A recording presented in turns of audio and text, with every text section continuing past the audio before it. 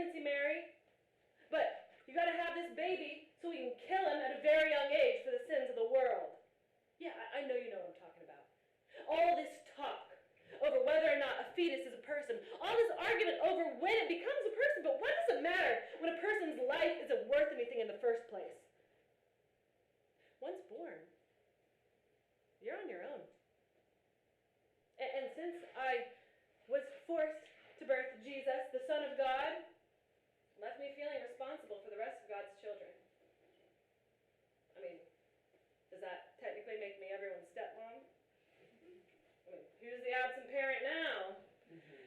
How can I watch my children suffer in this world that doesn't give a fuck about them once they're ripped from the womb? And as a mom, you're trying not to fuck it up. And as everyone's stepmom, you're blamed for everything. You can't win. And everyone's screaming, "You're not even my real mom!"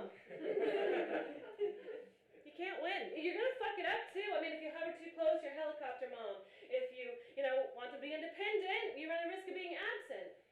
If you hold them to standards, you make them feel like they have to be perfect, and if you relax those standards, you haven't prepared them for life.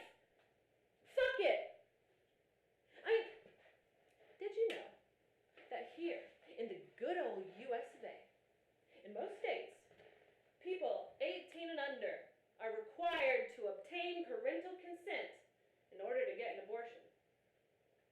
That means that in most states in the US, we don't think that people 18 and under have the mental capacity to decide whether they want or need an abortion. But that also means that here in the good old US of A, we think we are forcing people that we don't think have the mental capacity to make a decision about their body to become parents.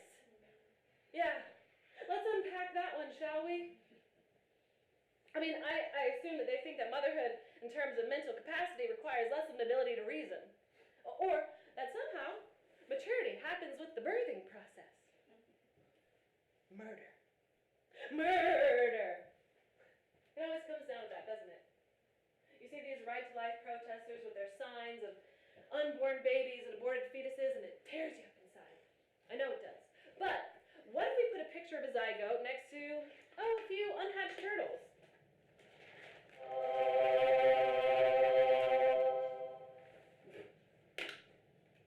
Let's see if how many of those people could pick out the human. I wonder how many of them could. Can you? Which one is the human? They're all turtles. No, let's not murder an embryo. That's a human. Let's not murder an embryo. Let's grow that into a person. A real person. A child. And let's not see if we can't expect another child to make all the right decisions for the both of them. I mean, this is how we see that pregnant ninth grader, right? We don't think that she has the mental capacity to make a decision about her body, but we feel good about making her responsible for a child. And furthermore, we're going to expect her to work as hard as possible under dire circumstances. And you know what?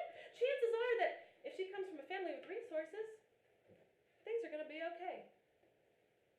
But if she comes from a poor family, well, she can expect a ration of judgment, along with very little to no sympathy, for having the audacity to give into a very primal urge, one that the hashtag so happy, so blessed Heavenly Father gave most of us and then commanded us not to give into. And here's another thing.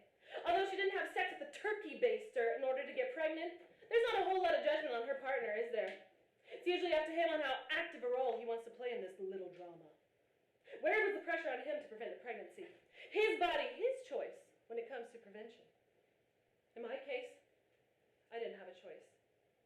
You don't abort the Son of God. That is out of the question, even if the whole plan all along is to have him die at a very young age for the sins of the world. And I know what you're thinking. Well, did you ever open your mouth and say anything when you could have? No, I didn't. But I'm speaking now. And you know why, don't you? You don't? Because